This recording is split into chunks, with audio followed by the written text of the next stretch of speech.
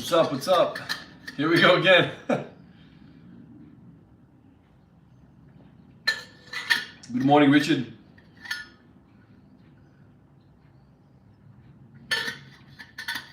Josh, you're back. How are you, man? Charles, how you going?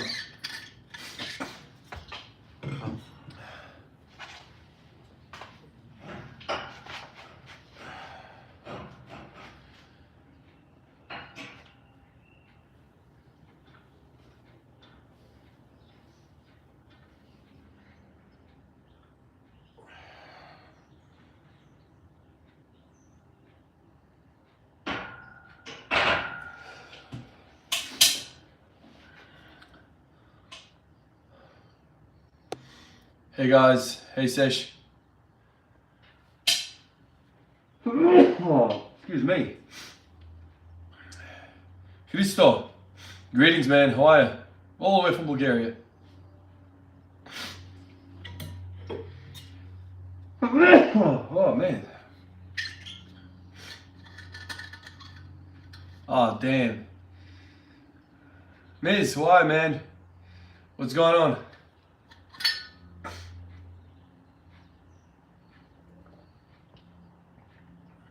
Vibas.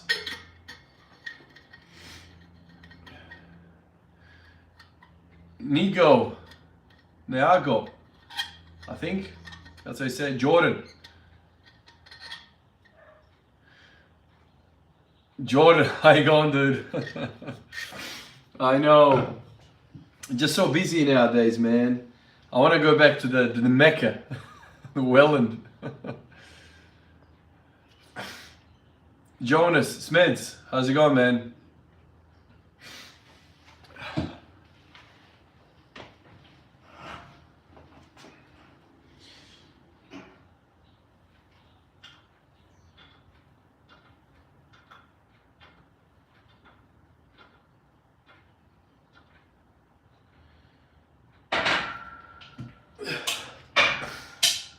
Cyrus from Hong Kong, how you going?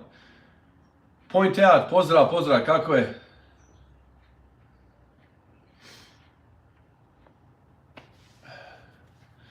It's so cool that I can just hang out with you guys like this every day. Hi from Bosnia. Hey, what's up, man? That's my favorite bit, is reading about where everyone is from. I think that's the coolest thing. Like, it's just, I don't know why I find that so cool. It's so bloody cool, man. Ohio, Steve. Steven, man, how you going? Ohio, this is for you. Nice, man. My favorite, legs.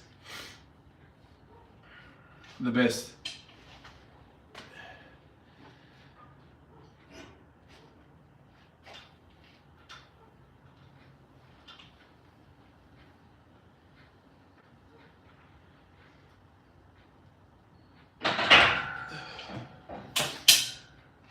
So last time that I did bench press was 2 days ago, so I'm still kind of sore. You guys know I don't bench press often, and you're throwing a little bit of feeling under the weather, feeling a little bit sick, and benching completely gets, thrown out completely. But, I've been feeling some elbow pain in the last sort of month.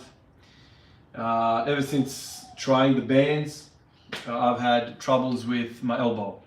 So then I went into this month, maybe month and a half worth of rowing. Towards the end of that, I also introduced pull-ups, rowing pull-ups.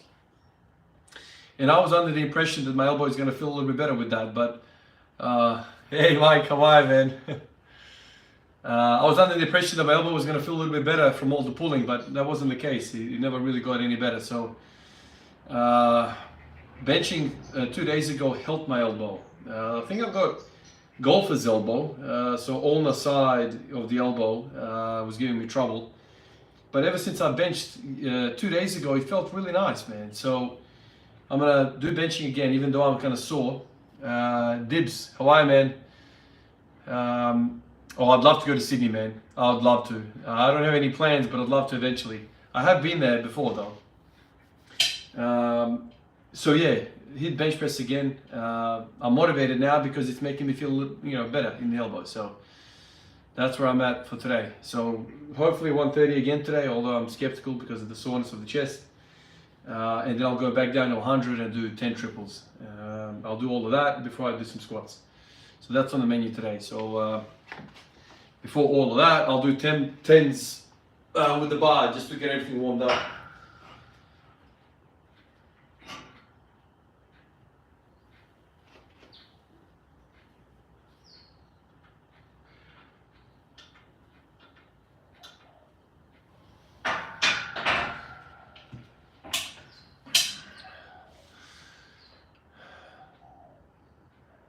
Oh, thank you, DT, man. Phoenix from USA. Do you follow the basketball, man? It's a really good series going on now. Retired, done, Mike. Nice. Congratulations, man. That's a big step. You've been playing that for years, man. Good work. How does it feel? I've never watched never watched arm wrestling before. Never. Thank you, thank you. Hopefully the elbow gets better. Vibas, hopefully this is the remedy. Just a whole bunch of benching. I mean, so far so good. So finally I have a motivation to actually train the bench.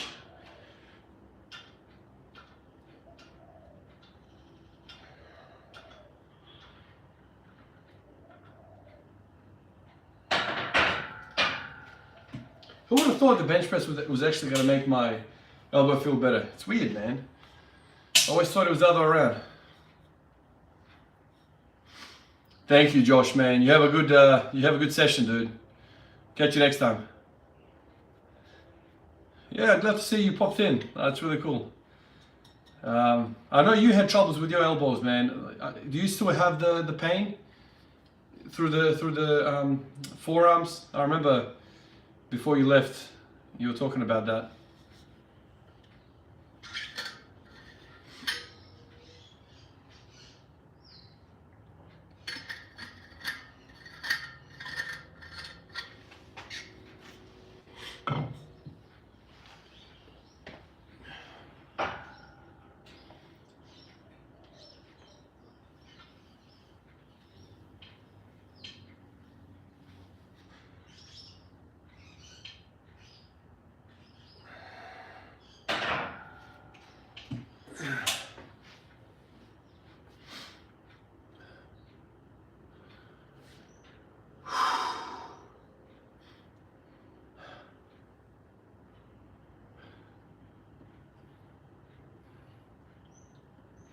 Another good thing about these live streams is there's a timer on top, and it keeps me honest. It keeps me kind of thinking about what I'm doing, how much time I'm taking. So I really like this setup, man. There's so many benefits. It's good.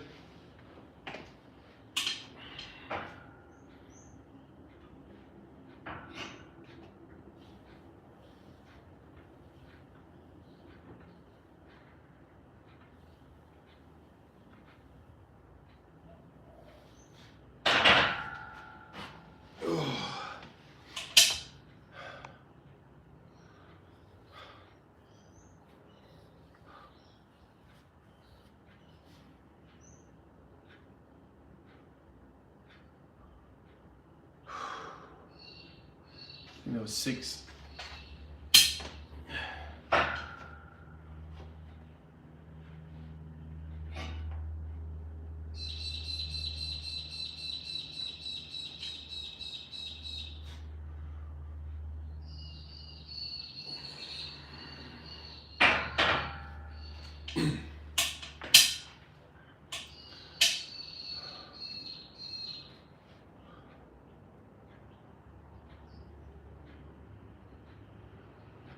Richard, I'm not sure, man.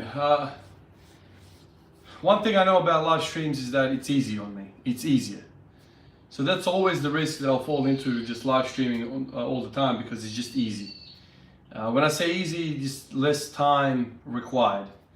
So, you know, this is what you're seeing. The moment I end the live stream, it just goes into the ether, goes up into the YouTube channel, and I'm done. So that's the good thing. So on days like this, where I've kind of worked all the way until, you know, now, do this, finish this for an hour, hour and a half, go back in the house, and for the rest of the night I'm with the fam. And I'm free. I don't have to edit, I don't have to do voiceovers, I don't have to upload, I don't have to worry about all the other kind of admin stuff. So that's the kind of really good thing about live streams. The negative, the big negative is that it gets really poor views. For whatever reason, people don't like to watch the long format. No one's got freaking hour long to watch this stuff. So the revenue that I get from the videos is real bad, like next to nothing. But you know, the revenue that I get is usually bad anyway, so might as well go back to zero. You know, the one thing that I like though is that, and this kind of supersedes everything, is the fact that when I'm making the video, like right now, the live stream, I'm actually talking to you guys. So it's like, I feel like it's a lot better than typing on my little phone, right? And I don't like typing on the phone, but I want to talk to you guys. So I feel like I can get away with less effort in terms of all the admin stuff, all the stuff that YouTubers have to do. More communication with the people that lifting weights and supporting the channel. So it's better in that sense, and I feel like that overcomes everything. Kind of how I feel about live streams. So I'll probably do a mix of both. When I have time, I will do videos. But yeah, that's kind of how I'm thinking about it right now. But you know, it's up to change, whatever, man. Like,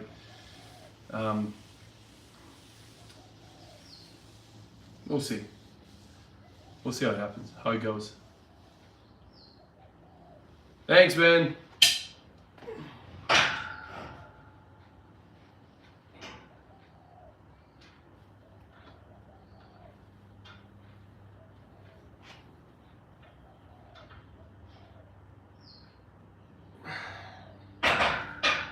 Oh, man.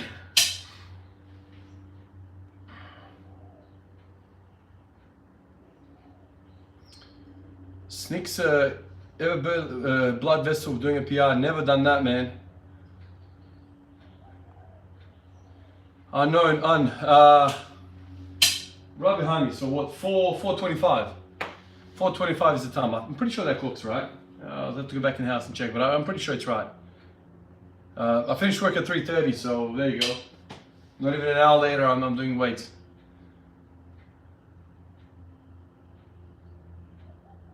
I'm not doing any running at all. That's completely left me. For the squats, I'm going to do a watered down version of what I did yesterday. So yesterday I did 10 sets of 10 warm up with the bar, singles all the way up to 160, go back to 100, do 10 sets of 3 there. I won't do any of that. Instead I'll do 5 sets with the bar, work up to whatever single, and then come back and not do any back off sets. That's kind of what I'm feeling like now. So today is kind of more focused on the bench. Tomas from Argentina. Oh, sick. Really all over the world. Thank you, B-Boss, man.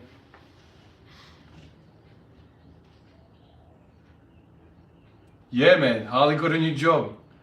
It's sad how it all had to end, you know, with us, but sad to see him go. He was a cool guy, man. I mean, he's still a cool guy. I'm trying to catch up with him later on this month, I think. So, but yeah, he's got a new job now, new gig.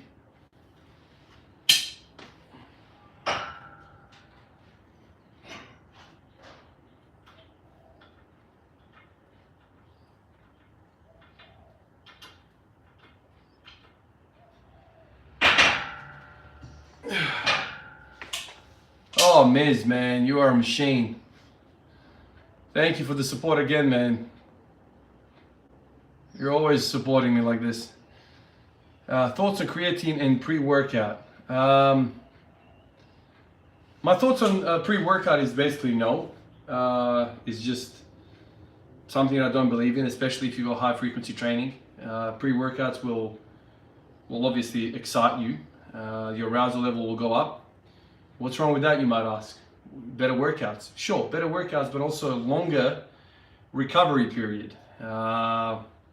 Because you're, in a sense, overreaching. You're fire starting your central nervous system, and you're excited.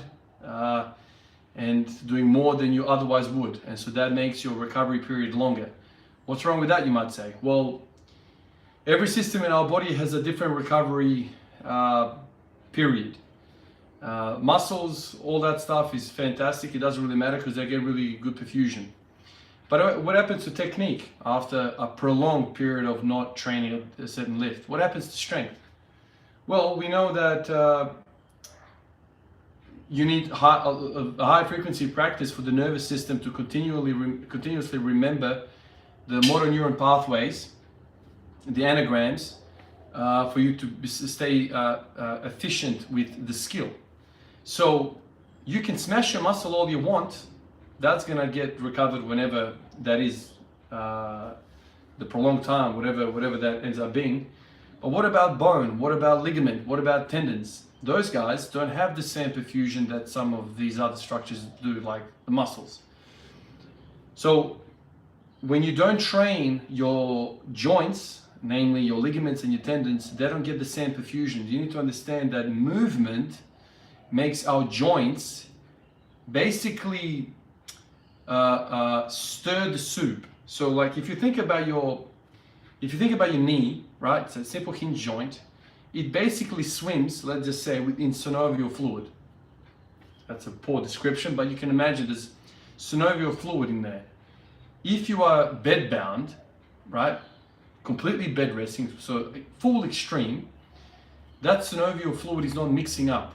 And what does that matter? Well, that's the way the joints, ligaments and tendons, mostly ligaments and all the other structures like meniscus and all that, that's the way they get nutrients in and waste products out. It's through movement.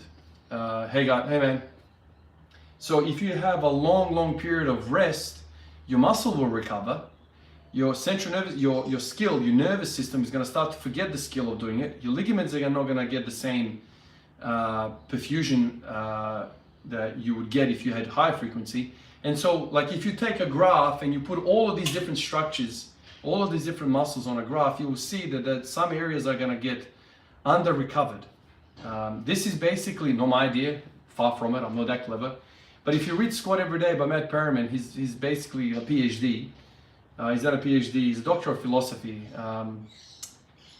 I think that's his background, but he's got an interest in training, and so he knows the science behind it. Basically, it's not my idea, but he talks about different tissues of the body requiring different things, which is why bodybuilder training and powerlifter training are a little bit different, because one is concerned about moving weight and the other one is concerned about the muscle contraction. And so don't just think that it's all about muscle. It's not about muscle. There's other things involved, like strength is a motor neuron. So neuromuscular expression. It's not just a muscular expression. People think, oh, strength is all about muscle. It's not. It's not. There's a neuro and there's a muscular. And both of these things need to be accounted for when you want to get strong. And so practicing it frequently, maybe not just Squat every day, but you get the idea, takes care of that neuro, because you're continuously going through the ranges of motion, and it restores your ligaments because you're getting lots of motion through there. And so you're recovering very, very well, and you're getting lots of practice. And if you manage your volume, then your muscles are also going to get the right thing. So it's kind of like the best of all worlds. All right, Mike. No worries. Thanks, Mike. Catch you next one. Ms. Long freaking spiel about pre-workout and why I don't like it. The creatine side is basically, I don't know, man. Like I've touched on this before, but creatine is essentially breaks down into creatinine. So creatine breaks down into creatinine, and creatinine is something that we test for in bloods to test people's renal function. Now I know creatine has been well studied, and apparently it's safe. But essentially you are putting in something which the kidneys, we measure the kidneys for in terms of renal function. So I don't think it's a great idea to chuck in creatine, but the science says it's okay, but fine, whatever. Yes, you get a little bit of extra strength and whatever, short-lived for the duration that you're taking it, but it doesn't last long after that.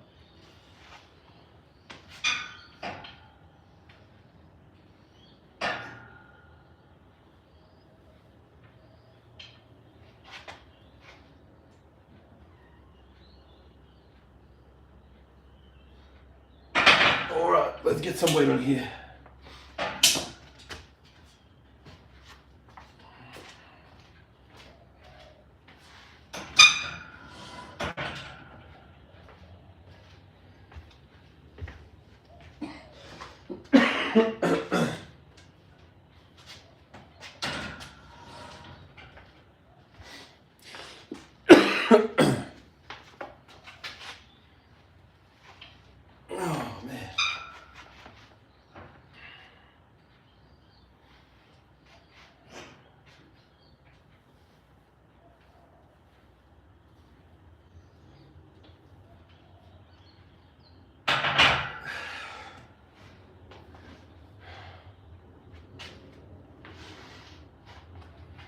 Alright, where are the plates around here, man?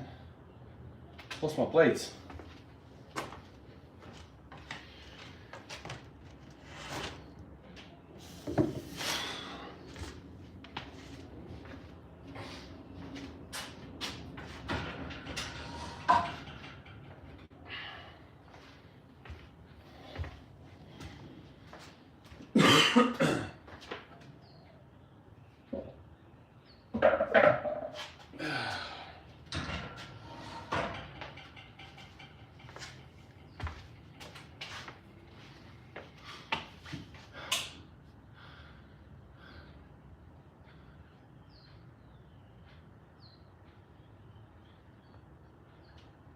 Oh man, I lost track of you guys.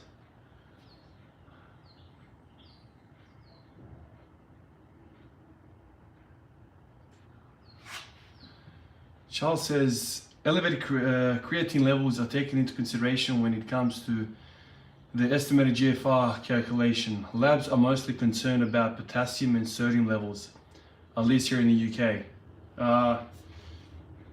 Yeah, GFR is obviously, you know, glomerular filtration rate. That's one thing. But creatinine is something that, like creat levels, I know, you know, it's like if you want to get a CT scan, eGFR is one of them, but creatinine, like creat level is also like another thing, at least here in Australia. And so if your creatinine level is really, really high, they won't do a CT scan, they won't give you certain things, you know.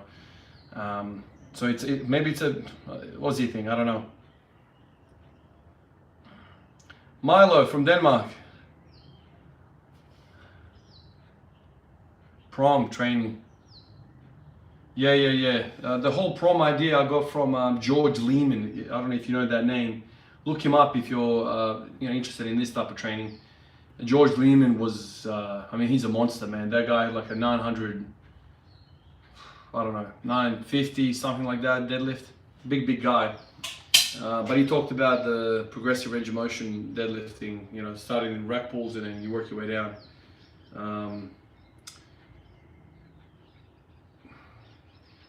If you're going to do pin squats, they need to be your focus for the training. Like, you can't just add them in amongst other things because he's just so taxing. Jose, 980, there you go. American record. Yeah, I remember he was American record. I don't know if he's still standing though. I don't know. There's so many different federations and whatnot.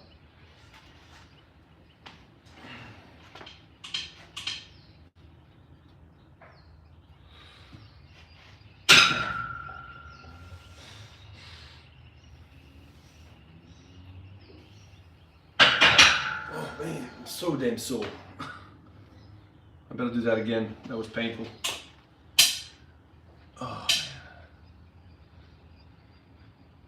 Yeah, he moved to Cambodia. Like, I watched some of his videos since he's sort of come back to YouTube, and he's talking about making money now a lot, which is not my thing. I don't know. I want George Lehman to talk about George Lehman things. Oh, it was a 909. Okay, yeah. Still very impressive. I don't know, like, each to their own. He just looks like, you know, his main concern in life now is making money, which is fine, you know, whatever floats your boat, but that's kind of not my thing.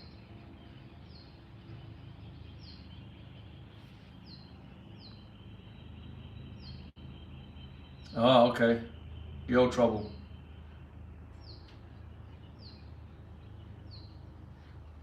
Yeah, I hear you, Charles. Yeah. I guess I just know create levels are a thing. And there's also like other things you can go into it a little bit deeper, like urea counts as well. Like, you know, I think here I mean there could be more, but EGFR, urea, and creatinine. Those three things basically outline how well your kidneys are working. At least clinically. I'm not sure like in terms of other things. I remember like back in the day when I was 20, 21, when I first started nursing, man, like I remember talking to one of the doctors at work. I was so fresh, so new, like, and I was having trouble with my bowels, taking this protein powder, and I brought the thing with me to work one day, and I was showing him, and he was, you know, going through the list of ingredients with me, and he talked about creatine, and he was like, dude, I don't think this is a great idea. Now, this is a man that's not in the lifting world, so he doesn't have that perspective, but he was like, that's not a good idea. You're putting basically shit that slows down the system. Why are you consuming stuff that slows down the system? Now, I know there's been research out there to say otherwise and it's safe, blah, blah, blah, blah. But there's also research out there to say alcohol is safe. So, you know, I guess the conversation is how much to consume. You know, the poison is in the dose, as they say.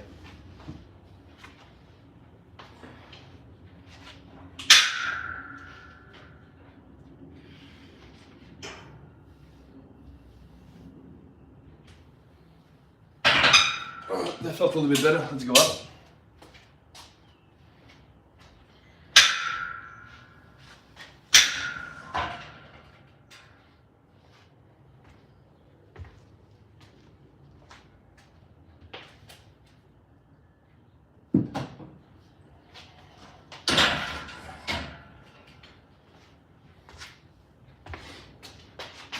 All right, so this is 120 now.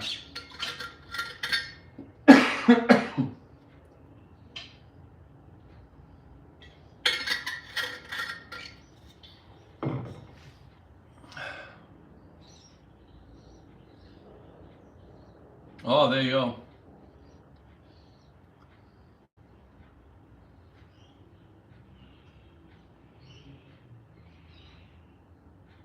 Yeah. This is the thing about supplements, like, you know, some people get crazy effects, some people don't. I don't take anything, man. Like, I literally can't be screwed about wasting money on anything. I think it's all just a scam for the most part. Like, all this protein, like, all of this shit, man. Like, I don't know, man. Okay, maybe some of this stuff is like really benefiting you, but like it's like marginal. Like it's like if you put all of this stuff on the chart, man, like 85% of the shit that we want comes from hard work, lots of sleep, and good balanced diet. That's like 85, if not 90% of the damn thing. And all this other shit is like maybe 1%, like creatine adds 1%. Fish oil adds 1%. The X amount of protein per diet, measure this, measure that, 1%. It's like, I don't know. Like, it's not even worth my freaking time. Like, it's like, let's focus on the majority of the thing. Yeah, like coffee, you know, like, I don't know, man. Like, each to their own. Like, I don't even think about it. It's like, let's talk about sets and reps and exercise selection and sleep. Let's talk about like the shit that really like we should be doing. I don't know. Yeah.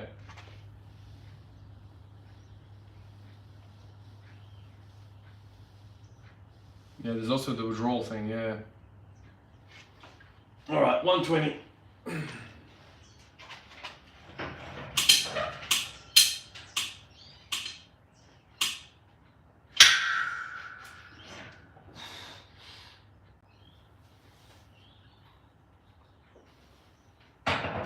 Oh my God. I'm way too sore for this. So 120 is it, I think. Let's not be done here.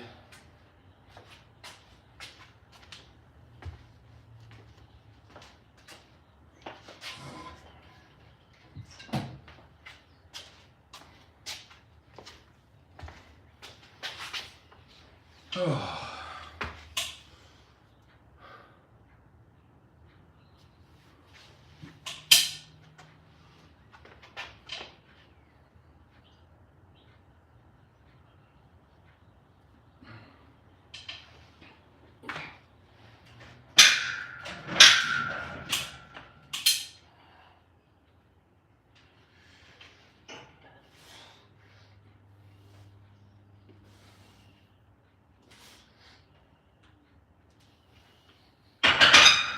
Oh, so that's one.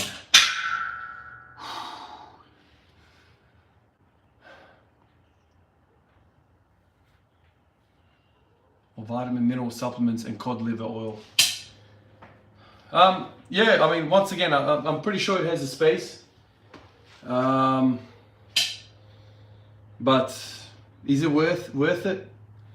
Like in terms of the money and all this stuff, I don't know. I think there's things that you can do without paying for it that has more effect, you know. I don't know, I think that our society has this fascination with consuming a pill.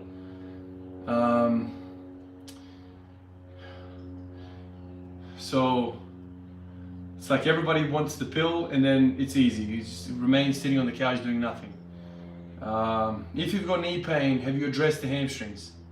Have you addressed the glutes? Like a lot of this stuff, like I hear people at work all the way talking about bum knees, bum this, bum that, I'm a fish oil, blah, blah, blah, this oil, that oil. I'm on this, on that, on this. It's like, you need to lose 60 kilos and I reckon that knee pain will go away. No, but I need to consume cod liver. All right. You focus on consuming. These things drive me insane. It's like, sure, cod liver and other vitamins have a place, sure. Why are we ignoring the pink elephant in the room? Why are we ignoring that? How about you get up and walk? How about you do some exercise? Think about push-pull ratio of strength of your knees and your hips. In my experience, this is where the most of the good discussion and the battle is. But that shit takes work, man. That takes a lot of hard work, a lot of reading, understanding the pulleys, what muscle does this, what, you know. And so we get caught up in big discussions about little things, you know. It bothers me, man. I don't know. I feel like, sure, okay, great. But is everything else 100%? Have you addressed all the other issues above? And now you've gone to the point where we're talking about minerals and vitamins. If we've exhausted all the other things, okay. But most situations, people don't do that.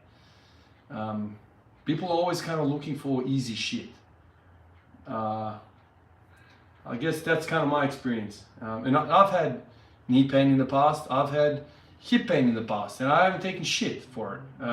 I've just kind of worked out what is the cause of this. What is the cause of it? Yeah, you can take an anti-inflammatory. Might as well put a band-aid on the problem then. That's a band-aid. What is the cause of this? Why is your knee, hip hurting or whatever thing is? What's going on? What is going on? If we're talking about a degenerative thing, like you're bone and bone arthritis and there's fuck all you can do about it, okay, let's talk about some minerals, fish oils, anti-inflammatories. You freaking need a knee replacement really, or a hip replacement. But if you're 20 and you're thinking about these types of things, like, god damn, man. I'm a nurse, dude. Like when I see people fork out an ice cream tub full of medicine, I'm like, fuck. If I ever get there, I might as well put a bullet in my head. I've got this thing about tablets. I don't want tablets. I don't want supplements. Yeah, exactly. It's a supplement. Yeah, absolutely. You know, it's 10%.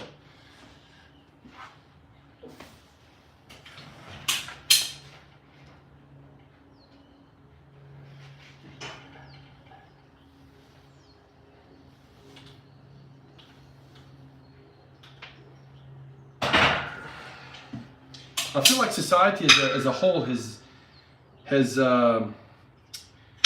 decayed so much, man. Like we are becoming sloths. We're becoming lazy creatures. I see it everywhere, man. Like I see it everywhere. I don't know whether it's a mental health thing. Like, fuck, man. I reckon it's easier to get off your ass and go do some training. It's easier to do that than live with the guilt. Live with the guilt of being a piece of shit. Fuck. You know, like, it's just, come on, man. But, you know, when I, you know, and I don't have the same energy when I talk to people like this, you know, wherever I talk to people. I usually say like, oh, have you considered, you know, doing more exercise? Oh yeah, but I don't have time. You don't have time. Are you a CEO of freaking BHP or something, are you? You don't have time. Okay, let's talk about that. How many hours a day do you watch TV? How many hours a day do you spend on your phone? Be honest here. Give me your phone, right? There's an app on the iPhone which says how much time you've used it. You don't have time. So TikTok is taking the time that you need to work out. Just drives me fucking insane, man. And these same people are like, you know, oh, I just have a slow metabolism. You got slow metabolism, do you? No worries. Oh, you're lucky, man. You've got a fast metabolism. You watch, when you turn 30, you're going to slow down. Really? The reason why you have a slow metabolism is because you have no lean body mass. I.e., that's a nice way of saying you're skinny fat, or you're fat. You have no muscle. The more muscle mass you have, the faster the metabolic rate, your metabolism. You pack on some more muscle, with that muscle tissue comes mitochondria. With mitochondria comes more calories being able to burn. You've got more shit that burns the damn thing. So, move. Walk up the damn stairs. Oh, I can't do that. I've got a bung knee. You got a bung knee because you're 70 kilos overweight, man. Move, man. I don't know why, like the older that I get, the more kind of like short-tempered I am when it comes to this stuff. Like I've just heard it so much. And in social media, on TV, it's accepted now. Like I would be called, what's the word? I'm fat shaming or whatever the fuck that shit is. Like, you know, I'm fat shaming. No, what I'm saying is fat is unacceptable. I don't buy this stuff that I'm big boned. You know, I don't know where I saw this. I need to do my set, but I want to get this out. There was a clip that I saw, I think it was on YouTube or Instagram or TikTok or someplace like this. Somebody showed me a video. It was only like a few minute video. It was 1950s Times Square, New York. Still camera in 1950s. Literally, somebody put a camera and people are walking down the footpath, up and down, up and down, up and down. And the guy in the caption, he writes, "Not a single fat person," or something to that effect. Like he didn't write it that way, but he was like, look at the body type of the people who are walking by. And we're watching this thing for 2-3 minutes. Not a single overweight. Don't worry about obesity, morbid obesity. No, but everyone's the same shape, man. Everyone's skinny. They're walking past. Think about 1950s. What time of history that is. You have to understand, 1944, 1945, the world ended. The World War ended. Right? 1950s, the world's recovering from this fucking hellhole the Earth was for the previous 5 years. You know, everyone's walking up and down. This is before McDonald's, before all these like disease centers opened up around the world. This was just people cooking and eating their shit at home, right? But there was no fat people. And then he put the camera at the same spot in 2020. My friend, fat, morbidly fat, skinny, fat. So when people tell me I'm big boned, when people tell me I have slow metabolism, when people tell me it's in my genes, when people tell me, my friend, I am not an idiot. I am not an idiot. I don't want to insult you. I don't want to make you feel bad. But do not give me these shit excuses about you having genes for this shit. Genes for this shit. So that was like morbidly obese people in the 14th century.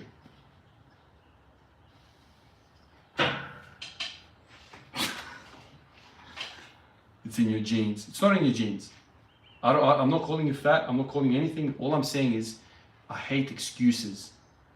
You know, as you're sitting there talking to me, you're stuffing your face full of Maccas with your 1 liter Coke, and you're telling me it's in my genes. I have lots of love and support for people who are overweight and trying to you know, move.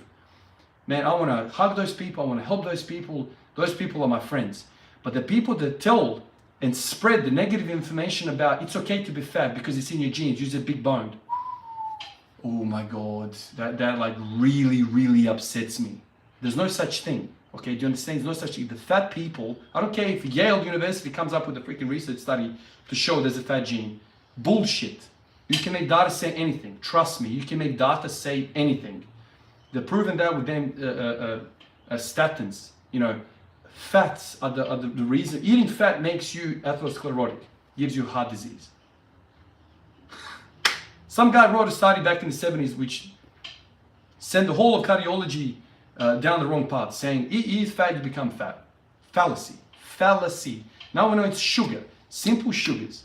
Sugar. Glycation. That's what causes all this shit. But anyway, you guys can tell I get heated about this stuff.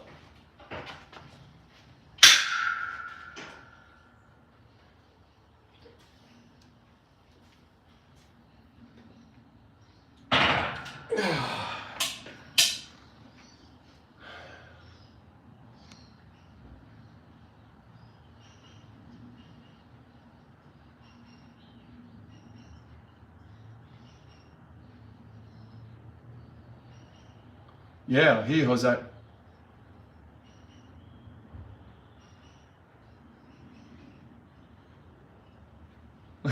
yeah, RJJ, that's it.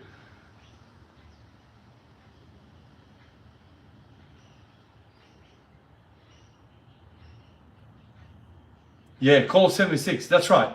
So half of America all of a sudden developed genes for it, and everyone's big boned. That's the excuse. But in 1950s, nobody was fat.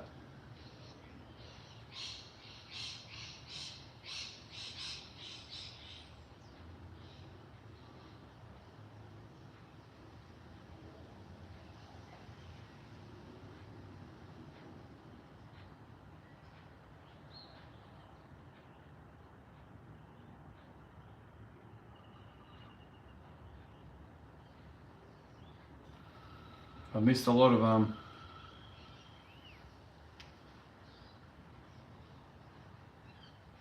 yeah. Shvabitsu, that's it, man. Oh, really? Is the audio out of sync, is it?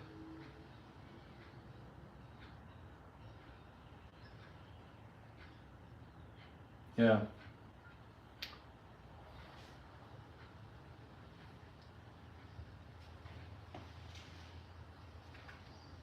Oh, beautiful. Okay. All right. All right. Good. I'm relieved. Okay. Cool. Done.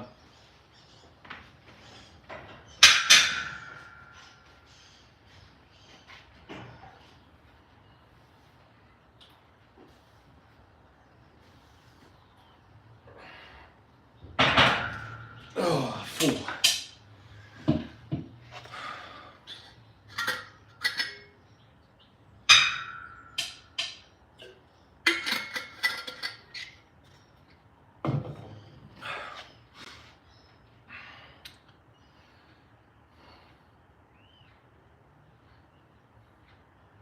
Oh, IO, there you go. Another Adelaidean.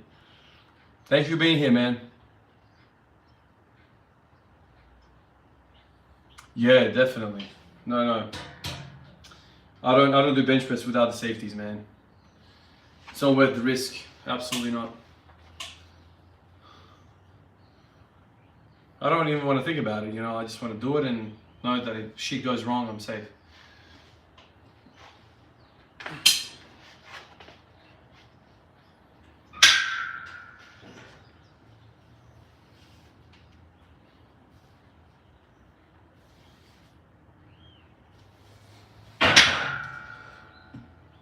Oh, man.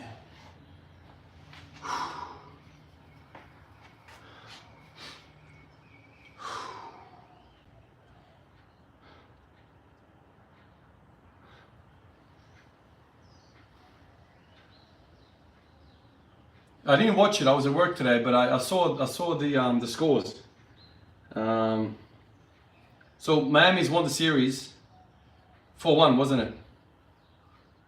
Or is it 3-1 now? I think it's 3-1.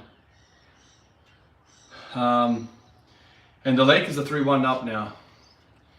You know,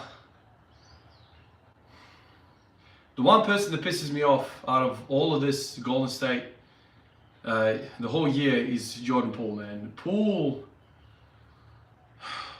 he got the bag and he stopped playing. Another one. Personally, I'll be trading him. If you can get him out, I'll get him out. Who's winning the whole thing? Jordan, man. I don't know. I think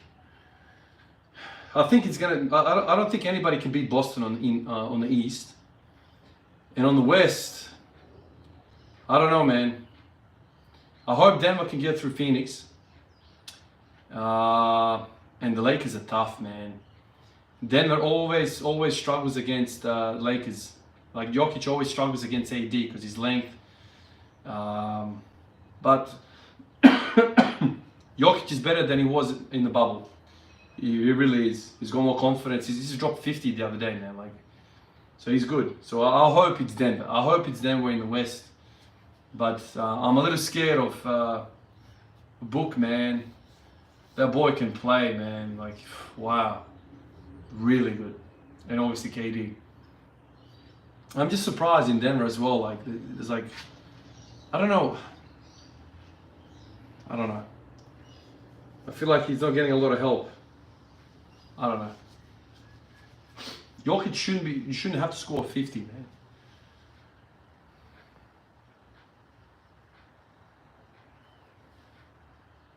I do like Poole as well, but he's got something wrong mentally. What's he done? Why is he feeling himself so much? Why is he trash talking like that? What have you done? If you're one of the best players in the league and you're consistent, that's fine. But you had one off season, man. One season that you did something and all of a sudden you're something. I don't like the mentality. The mentalities that I like are like young players. You remember when Damian Lillard came into the league? He played. Put his head down and he played and he was a poker face. And that's what I like. I don't like players that are young, they've had one good game and start doing this. Just shut up. You've done nothing. You have to listen to Steph, Clay, and Draymond. They've been there. That's a freaking dynasty. You can't be arguing with Draymond, man. That's how I feel about it. I know Draymond hitting whatever and the thing leaked. But I'm starting to think man, that Poole guy, man, I don't like his attitude. That's just me, what I'm from outside in. I don't like how he's getting across.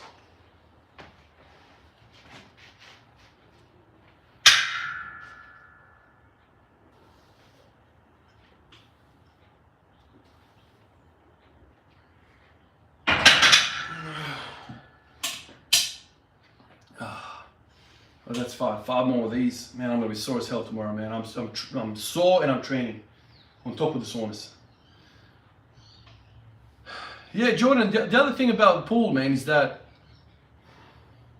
every shot that he takes is like a 2K shot. Fade away against 50 blokes.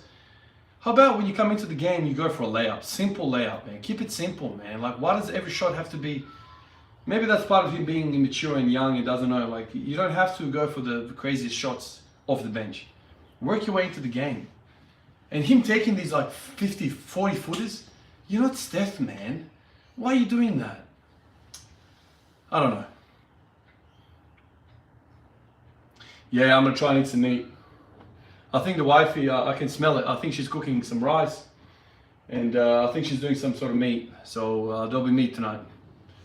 It's been getting dark. Here, let me turn this on.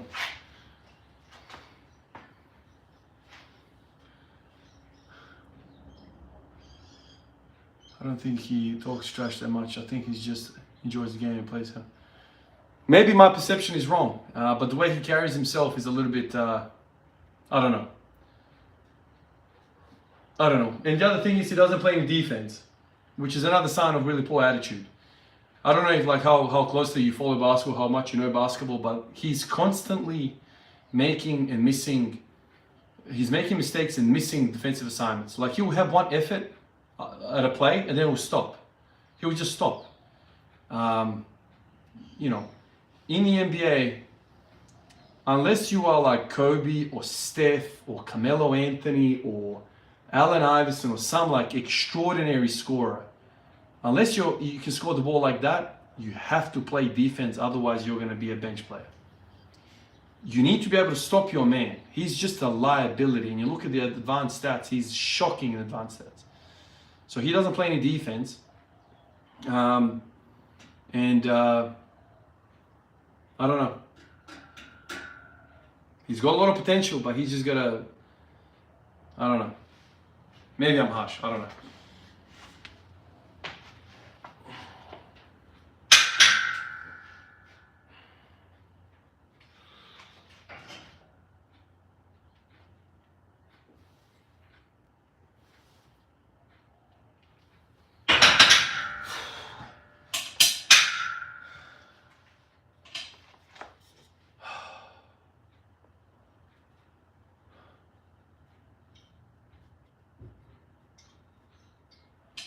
Malik.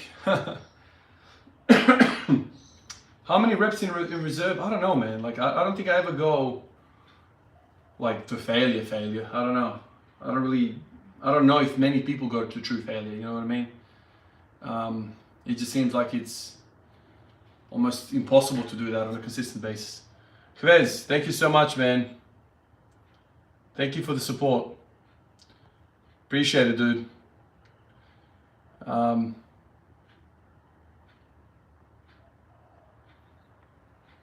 Means a lot, man. Thank you. Do I use RP as a gauge? I think most of all, how do I describe it? I guess RP, but I don't use the scale 1 to 10. I just feel like, did it move fast or did it move slow? How did it feel? That's kind of how I think about it. Sometimes the bar will move quickly, but I feel bad under the bar. And when I say bad, I'm like, you know, it just doesn't feel like I've misgrooved it or something like that. So when it's fully auto-regulated. It's hard to define how I do it, but basically the speed is the most important aspect. If the bar slows down, it slows down. That's how I do it. I don't know if that helps you or not, but basically every time I train, I go to a single, some sort of single, and then off that single, I kind of base how I go. So for instance, for front squats, if I can't get to 160 kilo front squat, and it feels good, then I won't do any back off sets. On the days that I come in and I can hit 160 and it feels really nice, then I'll do like 10 triples or something like that, right? So every day I'm kind of taking my vital signs and seeing what the body's capable of. I don't try and get in my head and be like, oh, how do I feel? Or, you know, blah, blah, blah. No, you work up to a comfortable training max and engage from there, like real world, you know, live feed of how you feel. That's how I do it. So today, for instance, like I hit 120 on the bench, that kind of felt, sticky, tired, slow. Okay. I won't do the 130. Now, ordinarily speaking, I wouldn't be doing back off work based on that because it didn't feel good. The only reason I'm doing it is because I'm trying to treat the elbow.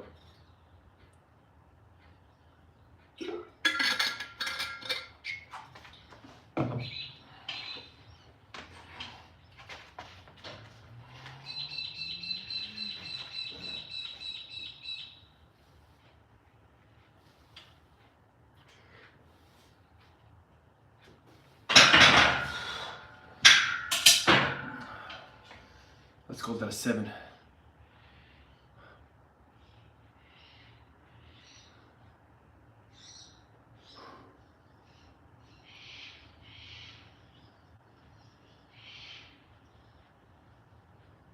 Yeah, that makes sense. I think as you age, you kind of appreciate more and more that you have to be an ally to your body and not an enemy.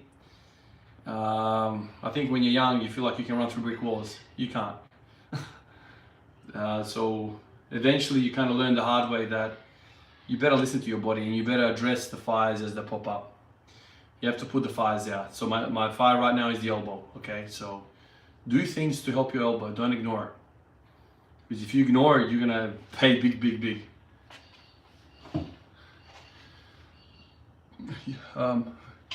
Your most viewed video with 1.1 views is 546 learning from the Chinese. Yeah, that's the one.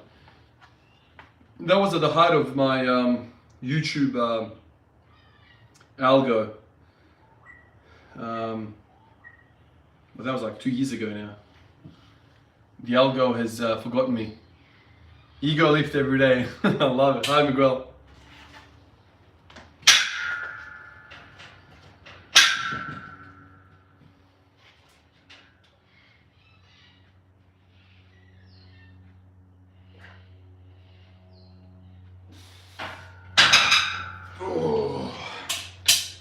Eight. All right, so the whole bench press is gonna take me an hour. An hour.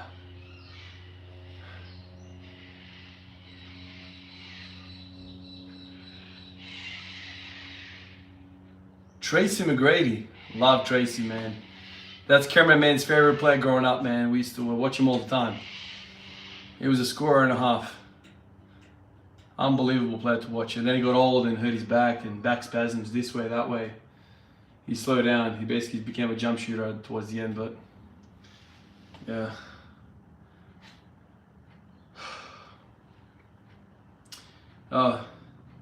What do we eat for protein? Meat, man. Meat, milk, cottage cheese. I love cottage cheese.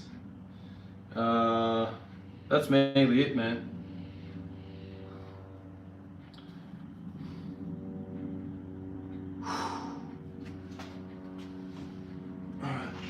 Number 9.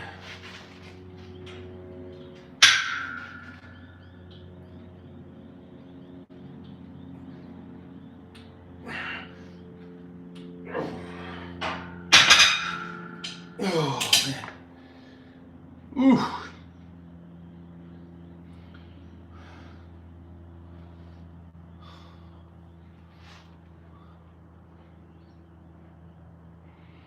Thanks, man.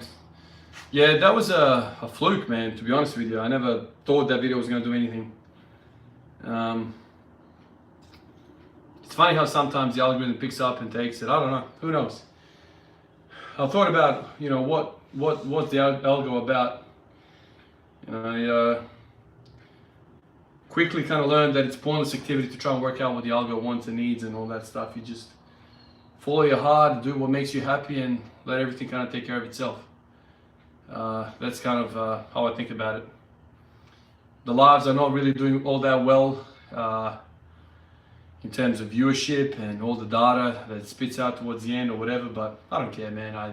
I'm enjoying it, and that's going to feed the longevity of the channel, and that's all I care about.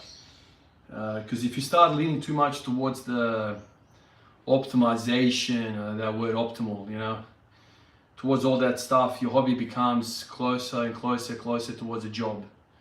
And so that's kind of what I don't want out of this. This is for the love, this is for the camaraderie, this is for the community. I love this is soul food. So that's why I do it. But the analytics are basically telling me after every video that the videos are doing bad, compared to the normal views that I get with the normal type of videos, the short format videos or 10-minute videos or whatever. It's telling me you're missing out on the revenue and all this sort of stuff or whatever. Don't care, man. I don't care about that. I never started the YouTube channel to make any money out of this. I never started the YouTube channel for any other reasons other than I love doing this and I like sharing my experience with this, and voila. And I think you always have to kind of remind yourself not to stray too far away from your core values and for the core belief of what you're doing. That's kind of yeah, that's another thing. That's another thing, man. Australia is in a weird time zone, so I don't know. But there's so many things to it as well, so many things. Oh man, chest is so pumped. It's bruised and now it's pumped on top of the bruise. Oh, all right, one more sip.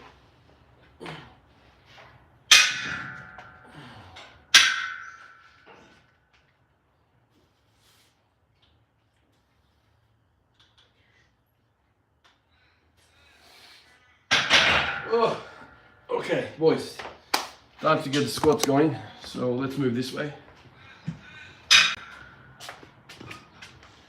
Put you guys here in the corner so you can see what's going on. Set up the squats and we'll get it going.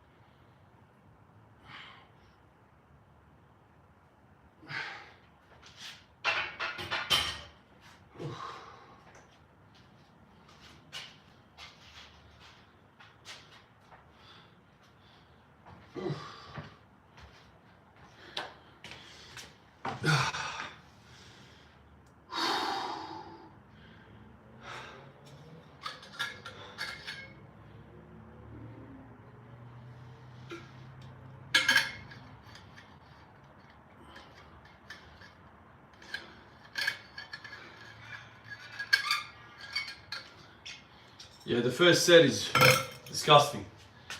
Oh my God. It's always the worst one.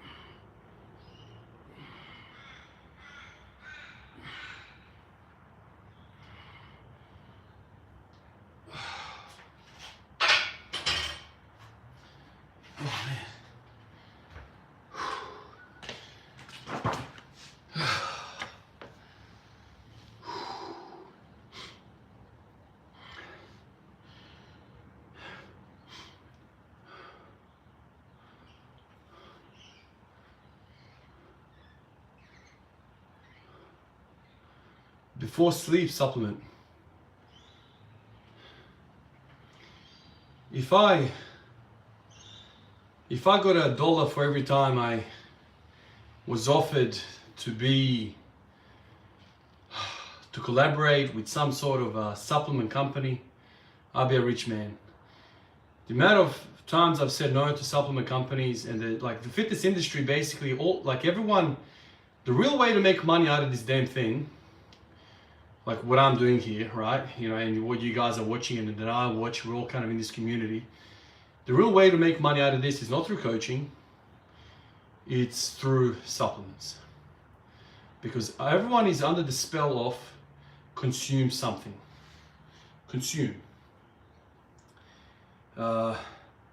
If you convince somebody that this is the pill, that's the difference between your success and not, and the pill needs to be purchased every month, see what I'm getting at? Think about what Oliver King did. He started selling stuff. So after a little while, influencers realized that the only way to make money and to get financial freedom is to sell stuff. I will never sell a supplement. I don't believe in it. Now, if you believe in it, that's a different thing, but I don't believe in it. But fair to say that if I went along with this stuff and just sold supplements, I'd be a richer man. How much richer, I'm not sure, but before sleep supplement, I don't know what that is. I like Seeker Strength, don't get me wrong. I'm just kind of commenting on the broader kind of community of fitness. Everyone's selling stuff. Isn't it remarkable that every big guy is selling you some sort of supplement? How come there's so many different supplements? 100 different protein powders.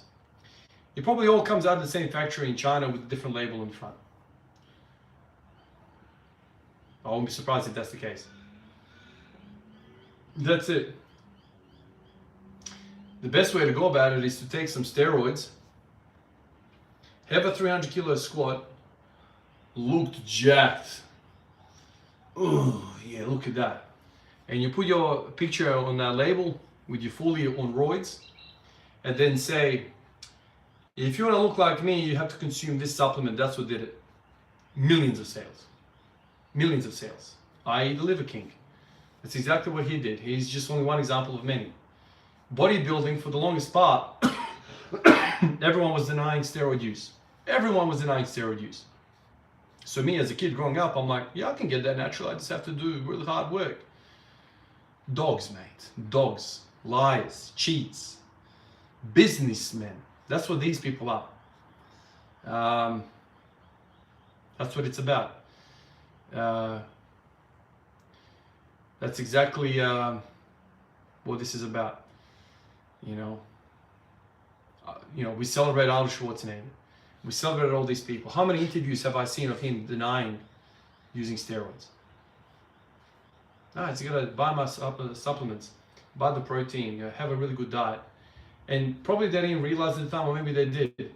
How many people did they send down the wrong path, thinking they can achieve this if they just slept well, had a good diet, and trained hard? How many guys in the world did that and got fuck all in return?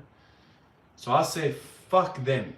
Fuck them for making me feel about myself for not getting there. I've trained so hard, but you don't train hard enough. Misleading everyone, but that's what it is, man. He makes everyone feel inferior, and I think it contributes a lot to mental health disorders and self-esteem and all those types of things.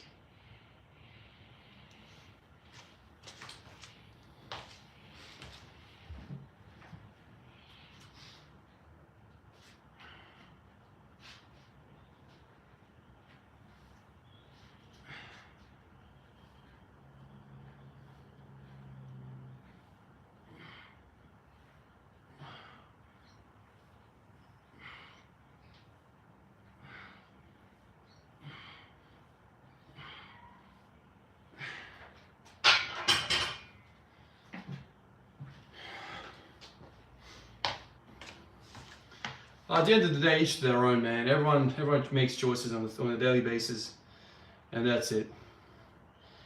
Whatever makes people sleep. I think some people don't even think about it, to be honest. They just, more money the better.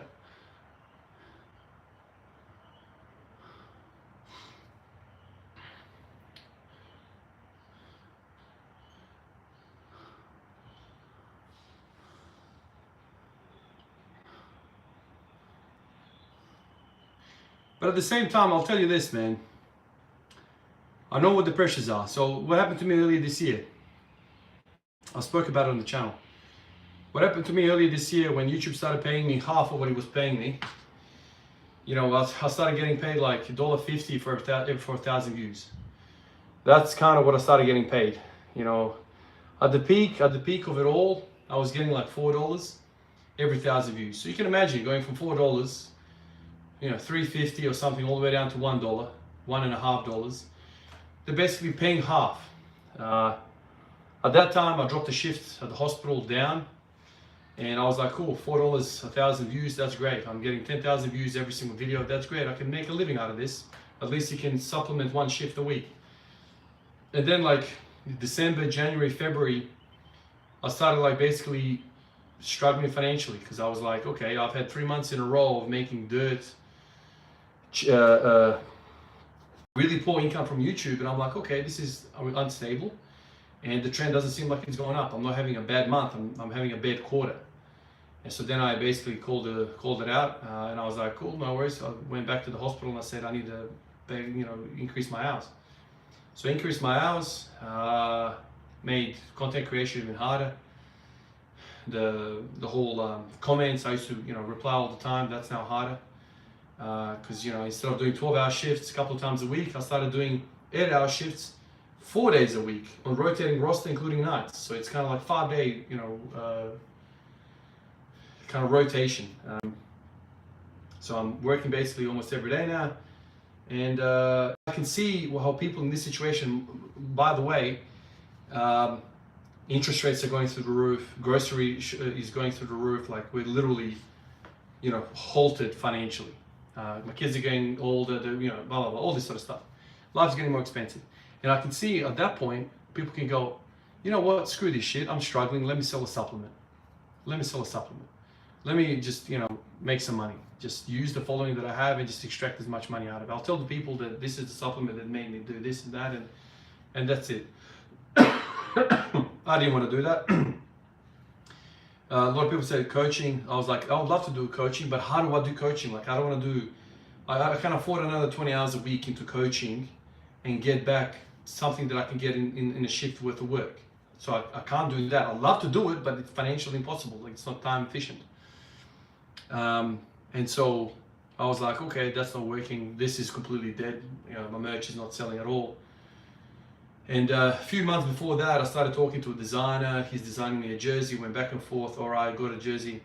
And then I thought, okay, I don't have the time now, but down the track, which is this time now, I've now found a manufacturer, and I'm trying to get my jerseys over, and I'll handle it. It's not going to be drop shipping. It's going to be at my home address, and I'll try and sell it that way.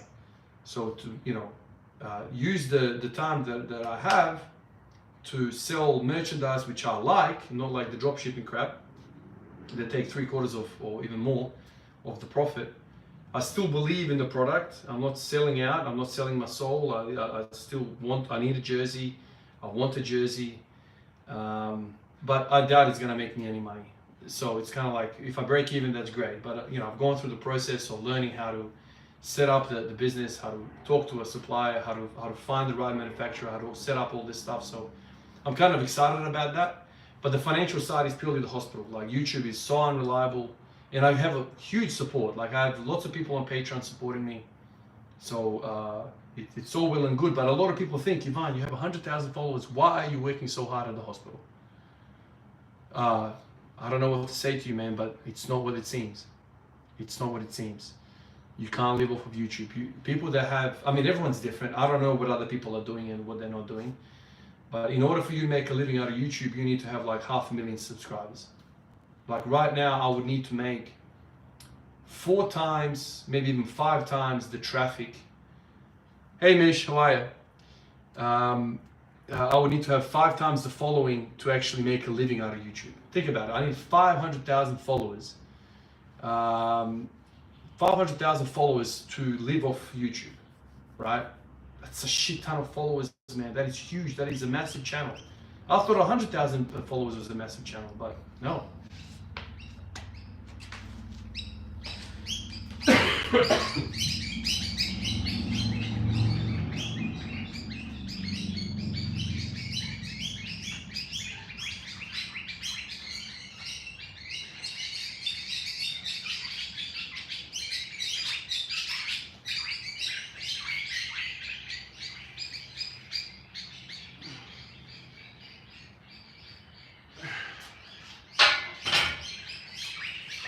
Pants, man.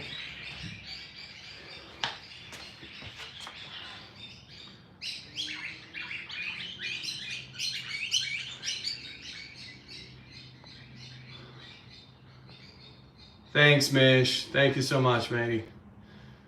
Thank you. You know me, I'm always nothing to hide, man.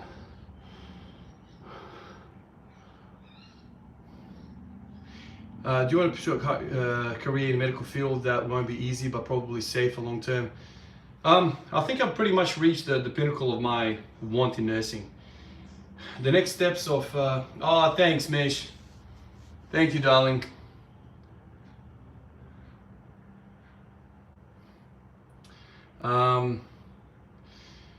I've pretty much reached the pinnacle of my nursing want. After this, it's kind of like management, or I need to go back to university and study to become a nurse practitioner. That's a lot more time, study, blah, blah, blah, blah. At this stage of my life, I can't, man. Like, I've got 2 kids, wife, I have to provide. I can't, do that. And to maintain the YouTube channel all day will be too much for me. So this is it. What it is for me in nursing, at least for the foreseeable future. I don't want to do anything more at the moment. Yeah, the birds are nice, aren't they? I know plenty of channels with millions of subscribers now are completely dead or inactive. Yeah, Miz, absolutely. So that's another case as well. Like, I know people that used to kind of play that game, Clash of Clans, Clans of Clash, or something like that. My current man played it a little bit back in the day. And he used to say to me all the time, like, some of these channels are making millions of dollars from freaking traffic. And then all of a sudden, the video game became not so popular. People moved away from it. Clash of Clans, yeah, that's it. And some of these channels are literally dead. Like, channels which have 1 million subscribers, 2 million subscribers, dead. So, even if you have the 1 million subscribers, man, that doesn't mean you're set for life. This is why social media is fluff. It's kind of transient. People like you, and then people don't like you, and then voila. So, I've had, people message me and they're like, oh, I want to be a YouTuber like you. It's like, no, man, stay in school. Get yourself a trade. Get yourself a trade, learn a skill, real life skill. Learn how to freaking do some bricks, or learn how to be a nurse or a doctor or a lawyer or a carpenter. Do something that, the social media is not real world, man. Like, you can't survive in this shit, man. This is just all fluff and just bonus. Yeah, that's right. That's another thing. Subscribers are not a good metric at all.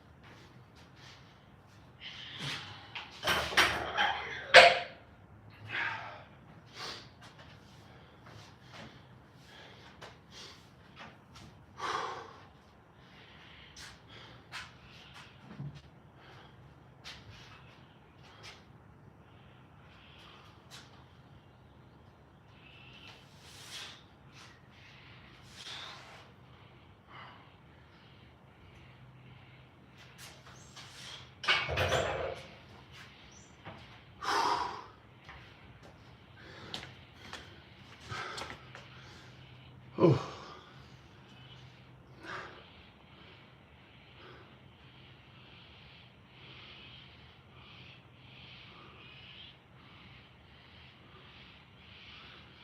Jonathan, if possible, would you do YouTube as a full-time job? Well, like I said, man, it's not. I don't know. I don't think it's possible, to be honest, man. Like, you need a huge following. And even then, like, if I was making bank on YouTube or whatever, even then, I don't think I'll let go of nursing. I think nursing provides me so much more than just money. It shows me, teaches me, always reminds me what life is and what it isn't. Let me just turn the lights on over here. It's getting dark.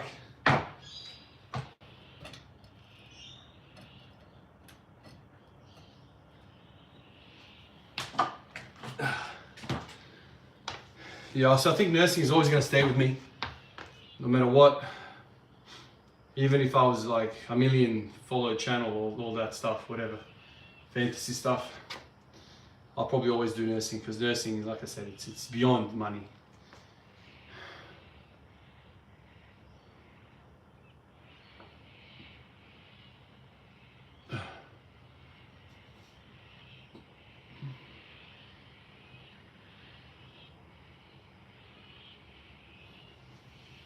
Hold on, let me do a set.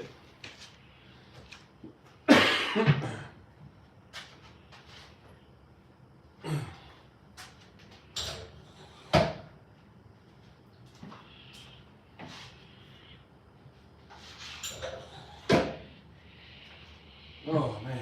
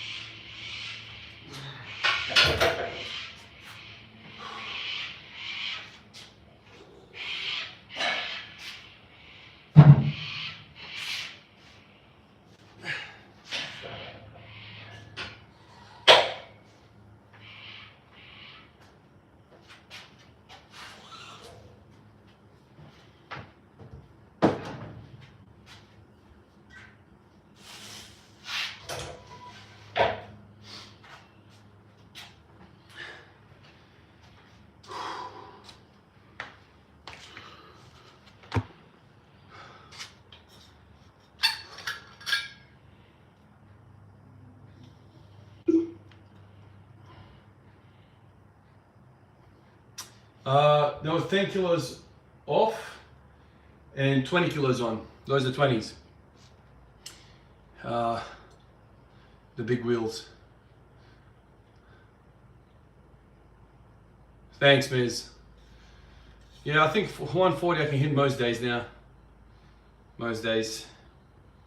When the hips are happy and the upper back is happy.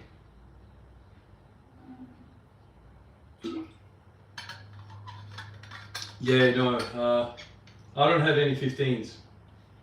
The only trouble with my weights is they're all mismatched, man. They're like 50 different brands. So I've got like obviously the bumper plates, the blues and the reds and the greens and the blacks.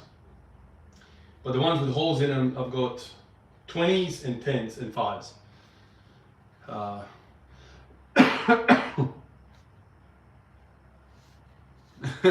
That's it, mongrel. Yeah.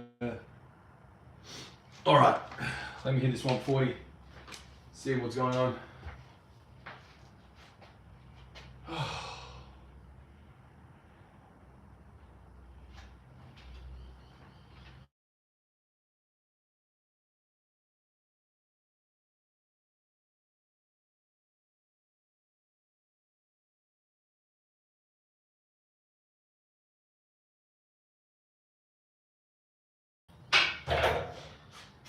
Well, looks like 160 is possible today. Let's do 160 as well.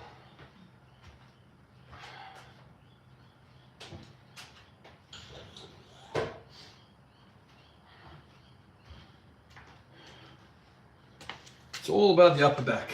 If you can maintain this, you're in good stead. Hemorrhoids, never. Never had hemorrhoids. Never struggled with them, man. If you have constipation issues and you're lifting heavy, I can see how that's a problem. And if you have Yeah, hemorrhoids are nasty, man. Like a lot of people come to ED with hemorrhoids. It's like after we can't freaking see it, they're itchy, all that stuff. They're tricky, man. They're tricky, really tricky. So once you get them, Richard, all the best, man. Have a good session. Antipaganda. Hey, man. Yeah, so this is the thing, like hemorrhoids are hernias basically as well. There's herniation of tissue. So whether it's inguinal, umbilical, hemorrhoids, all this stuff, like I feel like a lot of that has to do with, you need to learn how to, like, I don't know how, like, it's so hard to explain how to like prepare your core. You know, you don't want to be, I mean, personally, I don't agree with the whole, I don't understand the whole more air better. You're gonna blow up, man. I mean, you're gonna get a hernia. This is what this shit is. Like, I don't agree with massive air. I don't teach anybody that. You take a normal breath and you lock in. If you take humongous air, you're gonna get hernias and hemorrhoids and all this shit, man. But, you know, the pros out there, the experts say what they say, so don't listen to poor old Ivan, who can't lift any weights, you know. But I don't know. All the guys out there say take as much air as possible and then lock it. And then put maximum weight on your back and then strain. Think about that. Something has to fucking give. Maximum air, maximum load, and then strain.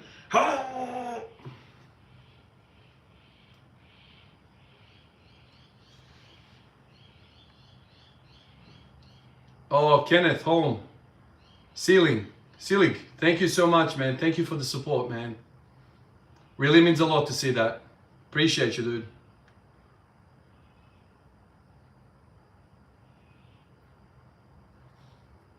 Thank you. Here, let me hit this 160, boys. And girls. I know there's girls here too.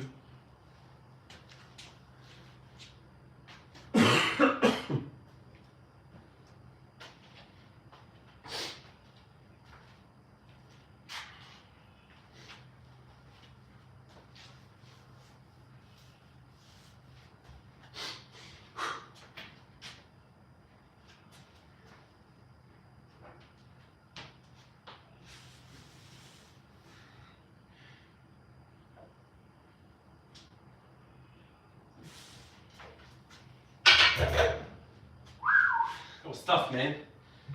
Oh man, that was tough. Especially after yesterday's session. Fuck. Ooh, that was tough. But anyway, I got it. Ah.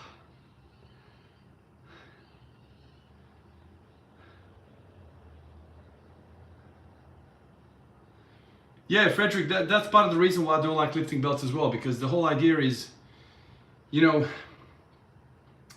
especially when you see some people like, they take deep breath in, and then they get that belt and they fucking swing that thing around. I don't know whether you guys know, right? Let me turn another little thing that goes through my mind sometimes. Did you know that when you lift weights, in the moment of that repetition, maximum straining, in that mid moment when you are lifting maximum weights, your blood pressure can go up to 300 millimeters of mercury. Think about that, right? 300, your blood pressure goes to 300 when you're full straining. That's crazy, right? That's like crazy stuff. Now, think about the heart and the aorta going down your legs into the brain, carotids, all of that. There needs to be a physiological response for us to not blow up when we have that. Now think about you taking a belt and cranking that fucker to the maximum. You taking deep breath in. So your balloon, then you tighten the balloon, then you put weight on. I mean, this probably hasn't been researched, but I would say that the belt and the incorrect bracing would increase that blood pressure even further. Now, I get it. We want to move maximum amount of weight. But sometimes I think to myself, like, are we doing harm? Now, transient increases of blood pressure like we do experience when we're lifting weights. I've read some stuff to say that it's not bad, as long as it's not prolonged, right? But I always think to myself, there needs to be some sort of management of blood pressure when you're lifting weights. So, like a lot of people, they breathe so much air in that they go into the face as well. They're like, instead of going into the belly, they like increase, they fill their lungs up with air as well. So instead of just dropping the diaphragm, they are taking into the accessory muscles there, right? And then they clench down. And I just think to myself, like, you are gonna blow an aneurysm in your head, you're gonna blow a vessel, and you're gonna die. I mean, that's just me speaking. This is no experience, it's not medical, this is just me thinking about the physiology of the human body and thinking about how unhealthy that will be. Anyway, that's just a thought about that. So I do not take full maximum breath. I disagree with that. Thanks, Hozak, man. Thank you for stopping by. I'm gonna finish here as well. I have to go back in the house. It's already an hour and a half in. So I'm gonna go back inside now, shower, have dinner, hang out with the family for the next few hours, and there goes another day. So tomorrow I'll probably do the same thing. You know, come around. If you have time, chill out with me. We'll have a chat again. If not, I'll catch you whenever we have time, whenever the universe aligns for us to catch up. Once again, thank you for everyone for the financial support. Always means a lot to me. Thank you for everyone for the comments, for the interactions. Thank you for, you know, being around when I'm training, making training even more fun than it is. Thank you, guys. Cheers, guys. See you in the next one. Peace out.